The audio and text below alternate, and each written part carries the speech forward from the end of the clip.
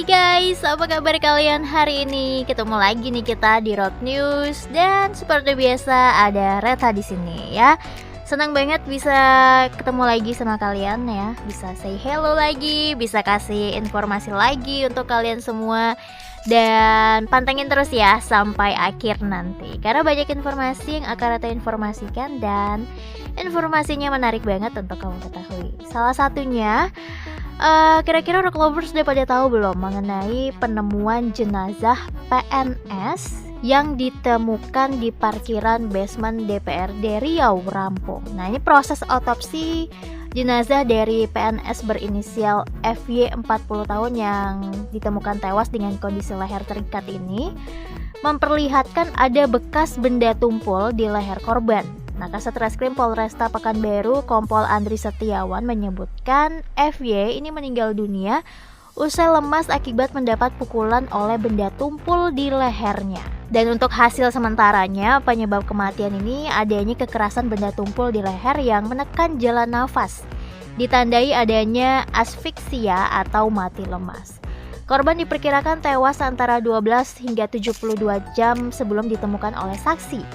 Selain akibat benda tumpul, terdapat juga luka di telapak tangan yang menurutnya hingga saat ini masih dianalisis oleh tim dokter forensik.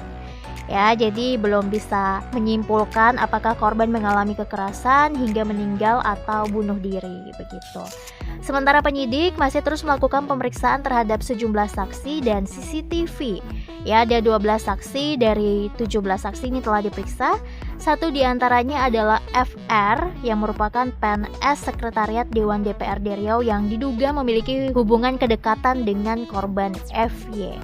Jadi yang menemukan FY di basement atau di parkiran basement DPRD Riau ini adalah security setempat yang menemukan FY sejak Sabtu pagi. Security-nya ini sedikit curiga karena pintu mobilnya ini tidak tertutup dari pagi hari. Untung aja ya ada security di sana dan dengan cepat langsung melaporkan ada korban ya, ada jenazah lah bisa dibilang kayak gitu yang meninggal di dalam mobil. Kalau misalkan nggak ada security di sana, nggak tahu nih kapan atau lebih lama lagi mungkin bisa ditemukan ya.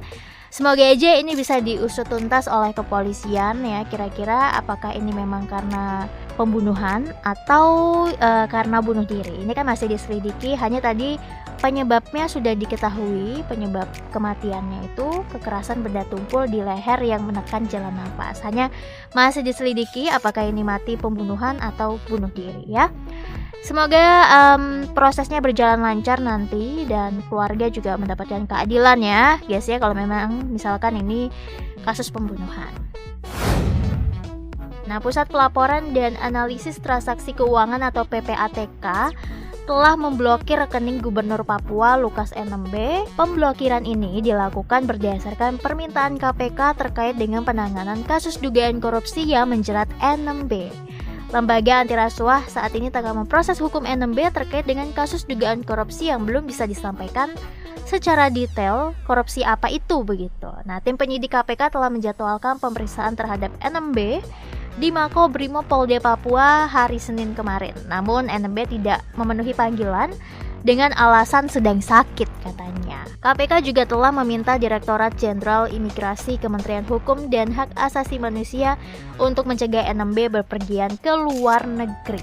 NMB yang merupakan politikus Partai Demokrat ini dicegah berpergian ke luar negeri selama 6 bulan terhitung sejak 7 September 2022 hingga 7 Maret 2023. Nah, untuk statusnya sebagai tersangka itu sudah ditetapkan oleh KPK sejak 5 September 2022. Nah, di tanggal 7-nya langsung dicegah ya oleh KPK supaya si NMB-nya nggak berpergian ke luar negeri. Karena sempat di tanggal 31 Agustus kemarin ini NMB menyurati Menteri Dalam Negeri Tito Karnavian untuk izin berobat ke luar negeri. Surat izin berobatnya telah memenuhi syarat serta melewati mekanisme dan prosedur formal sebagaimana diatur dalam ketentuan perundang-undangan. Tapi sudah ada tindakan yang langsung tegas ya Rock Lovers, karena tanggal 7 Septembernya langsung dicegah dia untuk keluar negeri. Ya, sementara tanggal 5 sudah ditetapkan tersangka, tanggal 7 dicegah untuk keluar negeri ya. Semoga aja sih ini juga bisa diusut tuntas ya. Bagaimana ya, kasus korupsi di Indonesia ini kayak nggak ada habisnya ya, nggak ada ujungnya, ada terus ya. Yang satu udah di rutan, ada satu lagi ya, satu tumbuh 1000 kayaknya begitu. Jadi nggak selesai-selesai. Belum lagi sepertinya untuk hukum ya mengenai koruptor di Indonesia nih agak kurang berat menurut Reta ya, karena ya seperti kita tahu sendiri yang kemarin itu ya, bareng-bareng keluar semua dari tahanan karena setelah menyelesaikan masa tahanannya. Ya bisa dibilang itu sangat cepat banget ya, nggak sebanding dengan apa yang mereka lakukan, merugikan negara yang sangat banyak, tetapi hukumannya tidak setimpal ya. Ini nggak adil sih guys, merugikan negara, merugikan masyarakat ya, tapi hukuman yang mereka dapatkan hanya segitu. Mungkin ini bisa dipertimbangkan lagi oleh pemerintah, entah itu mau mengubah peraturan undang-undangnya atau hukumannya ya sebagaimana adilnya lah ya Rock Lovers. Karena kan kalau misalkan hukumannya ringan ya koruptor tidak akan berhenti, koruptor akan terus ada kalau misalkan hukumannya ringan, karena bagi mereka palingan di penjara 2 tahun ya, atau di penjara 10 tahun belum nanti banding ya, jadi 2 tahun remisi hari raya. Nah itu dia, jadi tidak ada efek jera bagi para koruptor yang bahkan membuat ada aja ya koruptor nggak habis-habis. Sekitar 15.000 perawat di rumah sakit swasta mogok kerja di Minnesota dan Wisconsin, Amerika Serikat pada hari Senin kemarin waktu setempat. Dan aksi pemogokan perawat ini diklaim sebagai terbesar sepanjang sejarah Amerika Serikat. Kira-kira apa alasannya? Ternyata mereka menuntut kondisi kerja yang lebih baik dan upah yang lebih tinggi. Nggak hanya di Indonesia ternyata yang minta upah dinaikin, tapi di Amerika Serikat juga terjadi hal yang serupa. Pemogokan kerja oleh pekerja rumah sakit Amerika Serikat beberapa kali terjadi selama setahun terakhir ya, karena mereka kelelahan bekerja selama pandemi COVID-19 di tengah lonjakan harga. Juru bicara Asosiasi Perawat Minnesota mengkoordinasikan tindakan tersebut, mengungkapkan mogok kerja akan berlangsung 3 hari atau hingga hari Kamis pagi. Sebenarnya kelompok perawat di rumah sakit ini telah bernegosiasi selama lebih dari 5 bulan, tapi tidak mencapai kesepakatan. Itulah ya mereka akhirnya mogok kerja. Serikat pekerja juga sedang mencari solusi nih untuk kekurangan staf dan masalah keselamatan kerja. Sementara rumah sakit hanya ingin fokus pada gaji. Sebuah kelompok yang mewakili rumah sakit mengatakan telah mengusulkan kenaikan upah 10 hingga 12% selama 3 tahun. Para perawat mencari kenaikan gaji di kisaran 27 hingga 30%. Itu berarti kan masih jauh ya dari yang mereka harapkan begitu. Nah, rumah sakit berpendapat bahwa dengan perubahan konstan dalam perawatan kesehatan, semua orang yang bekerja di perawatan kesehatan perlu beradaptasi dengan cara kami melayani orang begitu. Ya, jadi ya mereka juga menuntut ya untuk kenaikan upah, dan juga ya kita tahu sendiri ya Rock Lovers bagaimana tim medis ini juga pahlawan-pahlawan ya di masa-masa pandemi kemarin, awal pandemi, pertengahan pandemi, yang benar-benar mereka lelah banget, capek banget, pasti nggak ada waktu mereka untuk istirahat, waktu mereka untuk ketemu dengan keluarga juga nggak ada, karena ya sepenuhnya mereka melayani orang-orang di rumah sakit gitu ya. Pada saat pandemi ya, pasien kan membludak banget ya, mereka sampai ada yang kecapean, sampai ada yang bahkan tertular COVID juga, bahkan ada yang meninggal dunia juga. Ini kan perlu banget ya sebenarnya perhatian dari pemerintah. Nggak hanya di Amerika Serikat, pastinya di Indonesia juga ya. Perlu ada perhatian lebih dari pemerintah atau mengapresiasi lebih ya untuk tenaga medis di Indonesia yang sudah bekerja luar biasa banget di masa-masa pandemi. Terus mereka tetap sabar, tetap kuat, tetap mengedukasi masyarakat taat pada protokol kesehatan. Itu nggak mudah banget ya, mereka tetap bekerja walaupun jauh dari keluarga, karena kan nggak bisa di masa pandemi kemarin kan nggak bisa sesering itu untuk bertemu ya, karena ya kondisi yang memaksa. Iya, itu dia Rock Lovers informasinya. Semoga aja sih ada jalan keluar ya untuk 15.000 perawat rumah sakit swasta yang mogok kerja di Amerika Serikat. Semangat buat kalian semua. dalam menjalani aktivitas hari ini, pekerjaan kalian juga ya guys. Mungkin ada keinginan kita yang tidak sesuai dengan ekspektasi kita gitu ya. Itu sering banget terjadi di dunia kerja. It's okay ya, rock lovers, itu nggak apa-apa. Dan ya nggak semua keinginan tuh bisa tercapai. Itu memang benar, nggak semua keinginan kita bisa tercapai. Yang penting nih rock lovers, kita sudah melakukan yang terbaik ya di pekerjaan kita ya.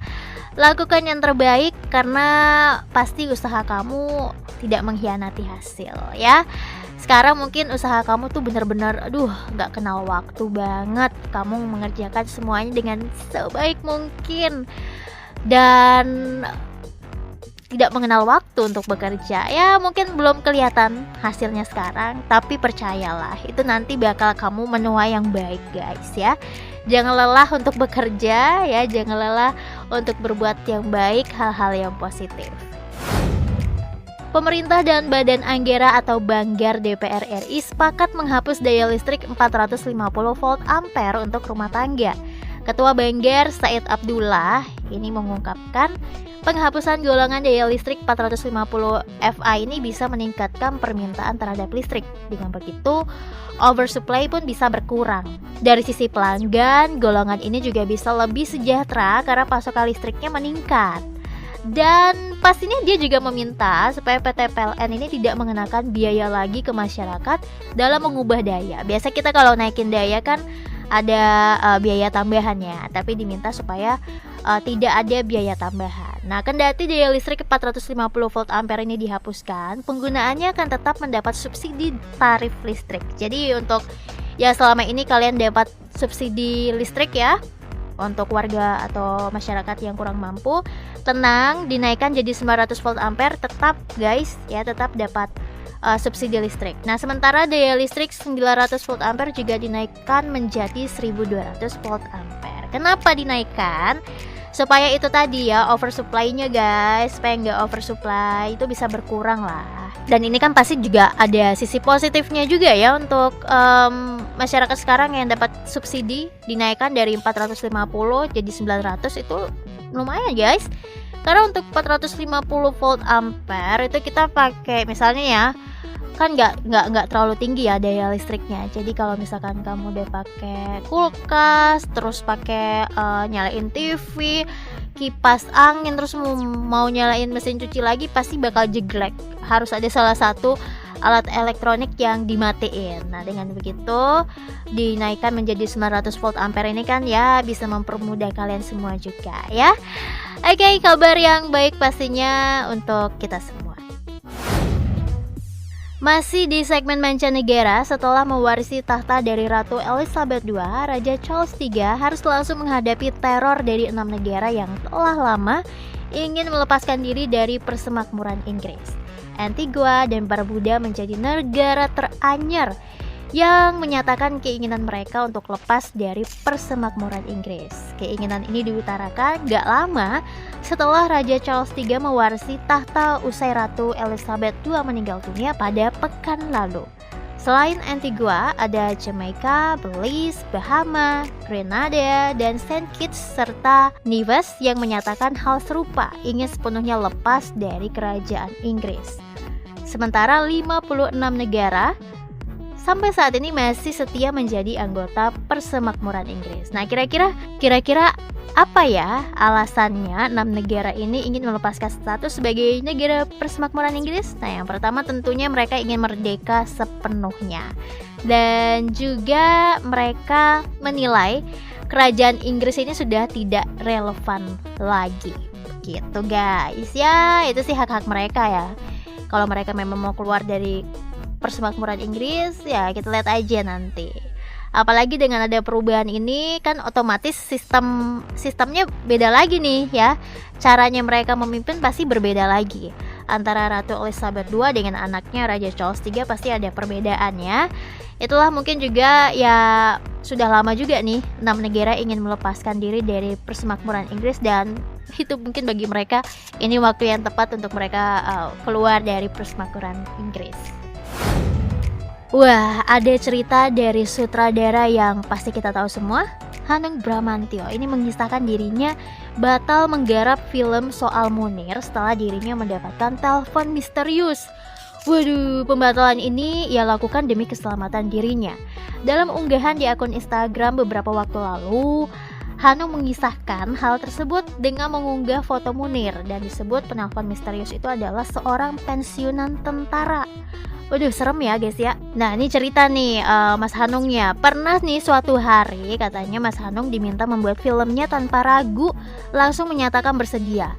Nah, paginya ternyata Hanung Bramantyo ditelepon oleh orang tak dikenal dengan sopan meminta supaya Mas Hanung ini untuk berjumpa. Katanya ngefans banget sama Mas Hanung dan ingin kenalan.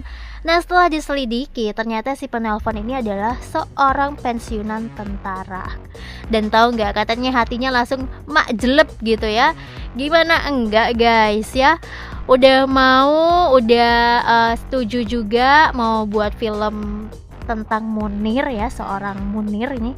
Tapi tahu-taunya paginya langsung ditelepon oleh penelpon misterius, ingin ketemu. Untung aja nih Mas Hanung nggak ketemu guys. Aduh, karena dia takut ya, katanya daripada nasibnya seperti sang brigadir, lebih baik dia mundur gitu. Nggak jadilah begitu ya untuk menggarap film tentang Munir ini. Nah, melihat tragedi Duren 3, jadi dia paham banget kalau keadilannya sulit ditegakkan jika menyentuh aparat. Nah, buat Cak Munir, saya titipkan doa semoga keadaan segera tiba buat sampean agar keluarga yang ditinggalkan tenang. Al-Fatihah. Itu pesan dari Mas Hanung Bramantyo ya, yang dia posting di Instagramnya. Ada foto dari almarhum Munir juga di situ. Serem guys. Padahal kan cuma mau buat filmnya doang loh ya. Cuma mau buat filmnya doang mengisahkan Munir gitu, tapi langsung ditelepon oleh penelpon misterius. Bagaimana mengungkap pembunuhnya? Tambah gimana lagi guys, serem banget ya. Ya memang sih Reta harus akui udah 18 tahun berlalu ya, kurang lebih 18 tahun dari 2004 sampai dengan 2022 ini gak kunjung terungkap siapa sih kira-kira pembunuhnya, siapa sih dalang dibalik semua ini. Karena kan jelas ya ditemukan di tubuh Munir ya, almarhum Munir ini ada racun. Nah, racun ini dicampurkan dalam minuman yang sudah diminum oleh almarhum Munir ya. Ya, kita pastinya terus mendoakan keadilan ada, keadilan ditegakkan untuk keluarga dari almarhum Munir.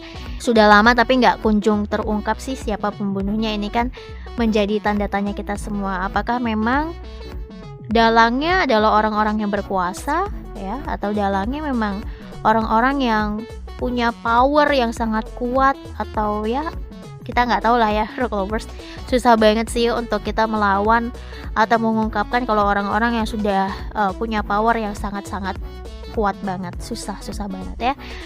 Nah, itu dia sharing dari sutradara Hanung Bramantyo yang batal bikin film Munir karena terima telepon misterius. Serem banget. Untung aja Mas Hanung gak jadi ya ketemuan. Kalau jadi ketemuan tuh gak tahu deh tuh fans beneran apa gimana. Oke, itu dia informasinya Rock Lovers ya, sudah Reta berikan semuanya untuk kalian. Jaga kesehatan selalu ya. Dan semoga aja sih informasi-informasi ini juga bisa nambah wawasan kamu juga ya. Jadi nggak ketinggalan update gitu loh. Kalian jadi tetap tahu aja updateannya.